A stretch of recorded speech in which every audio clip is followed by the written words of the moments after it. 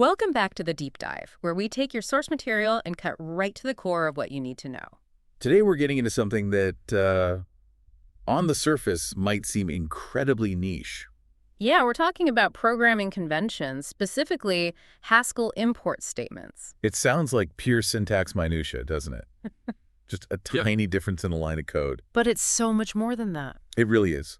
The choice between a qualified import and an unqualified one is, well, our source material argues it's a huge indicator of your entire long-term coding philosophy. That's what I found so fascinating. We're drawing today from a writer who calls himself an old software plumber, and they make this incredibly passionate case for qualified imports. Right. So our mission today is to really unpack this debate, look at the practical differences, and figure out why this expert believes that being extremely explicit is the only way to build scalable, reliable code.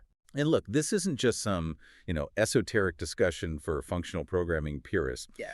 If you've ever dealt with a big Python project or node modules, or really any modern ecosystem with tons of dependencies, Oh, yeah. you've hit this exact problem. Dependency management, namespace collisions.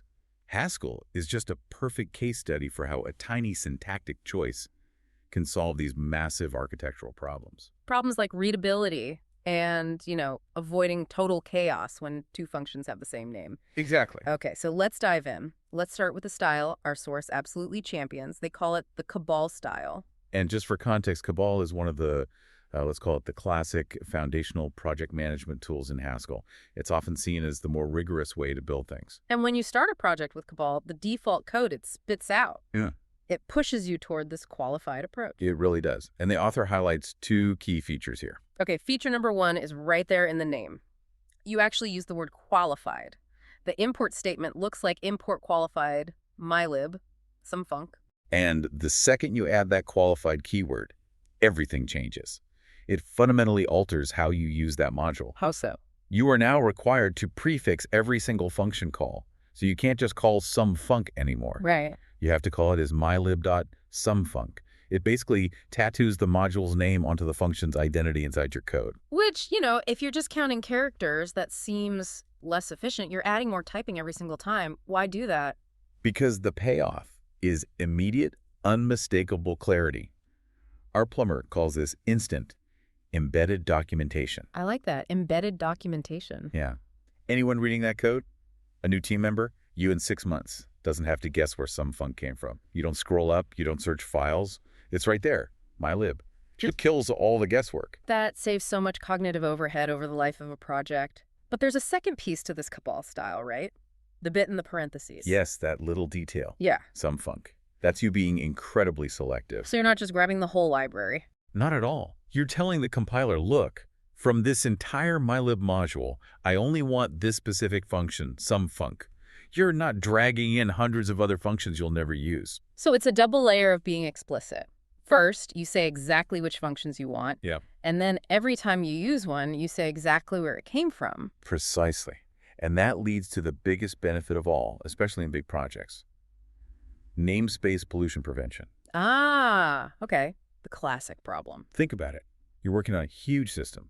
You're pulling in dozens of libraries. It is absolutely inevitable that two different libraries will have a function with the same name. Like sort or map or something common. Exactly. Maybe the standard data list module has a function called sort, and maybe your internal reporting utilities module also has a function called sort that does something very specific for your reports. And if you imported both of them without the qualified keyword, the compiler would just freak out. It would have no idea which sort you mean. It's ambiguous, and ambiguity is a developer's worst enemy. But with qualified imports, they just live together peacefully.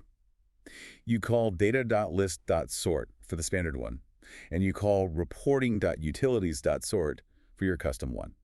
It's like having two people named Dave in a room. You have to use their last name. That's the perfect analogy. The last name is the qualification, the module prefix. It lets common names exist without any confusion at all. So the bigger your project gets, the more indispensable this becomes. It becomes your safety net. Okay, so the case for qualified imports seems pretty ironclad. It helps readability, it prevents disaster. So why would anyone ever choose the alternative? Well, that brings us to the counterpoint, the unqualified style.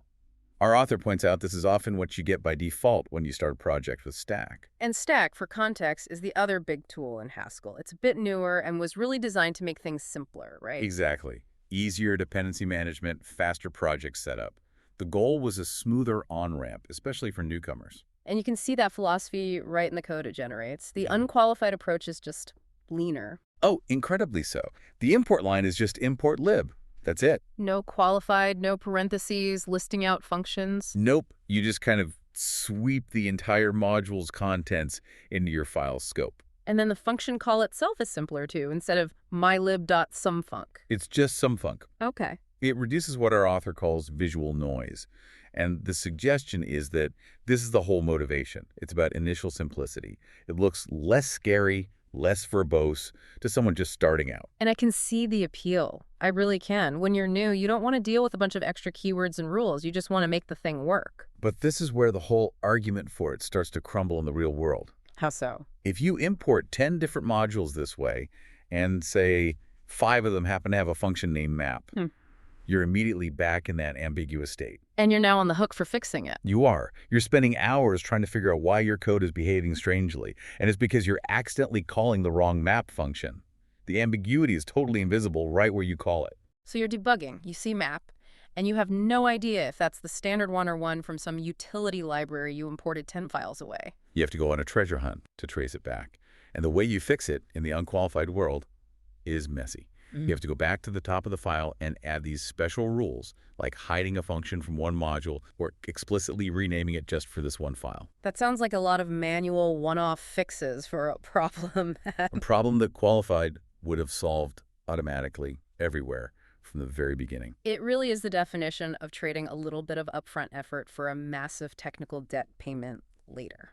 It is. I mean, speaking from experience, I once burned probably 3 hours on a bug where a function called lift.io was coming from the wrong internal library because of an unqualified import. If every single call had been prefixed, that bug would have been literally impossible to even write in the first place. The qualified style is preventative medicine. Which brings us to the author's final conclusion.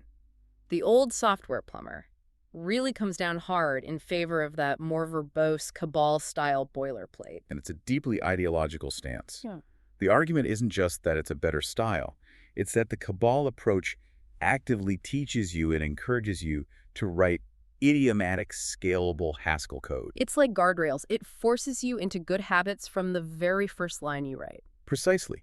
If you're just writing a tiny script for yourself, sure, maybe unqualified imports are fine. But if you're building a system that needs to be maintained by a team for years, A critical API, something public-facing. you absolutely need that robust, unambiguous, traceable code. Yeah. The Cabal default starts you on that professional path from day one. And what's so interesting to me is how the tools themselves, Cabal versus Stack, end up instilling these completely opposite philosophies in developers. It's huge.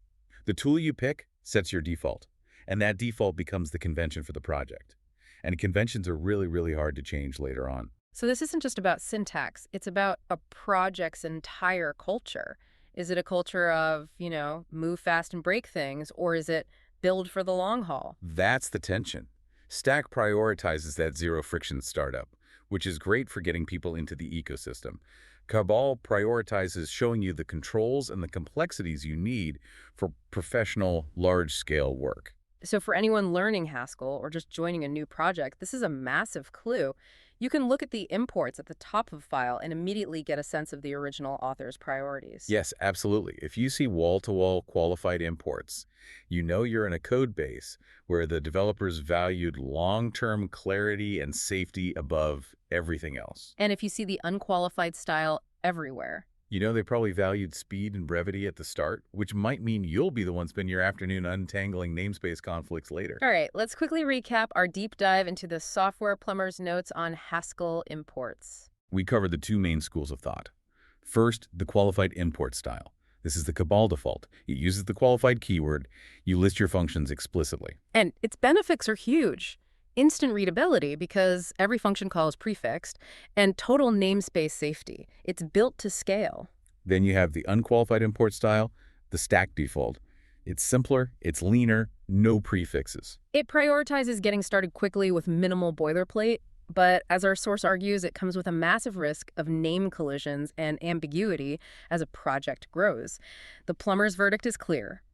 Qualified is the professional standard. And this whole analysis goes so far beyond just Haskell. Yeah. That's the final provocative thought we want to leave you with. Right. Our source did a brilliant job of showing how the defaults in our tools, Cabal, Stack, whatever, have this enormous influence on our habits and our standards as a community. It makes you think about the responsibility of the people who build these tools. Exactly. When is reducing noise in a default template actually just hiding essential complexity? When is it sacrificing clarity that the future maintenance team is going to desperately need? And how much should a tool's default settings dictate these fundamental conventions that affect maintainability for years to come? It's a universal debate. Simplicity versus rigor. And our author actually explores this in their notes on other languages too, Elixir, Python, Rust. It is a core battle happening in every single modern development ecosystem. A brilliant insight to wrap on. The deep dive is your shortcut to being well-informed, and today you're well-informed on why being explicit almost always wins the long game. Thanks for diving deep with us. See you next time.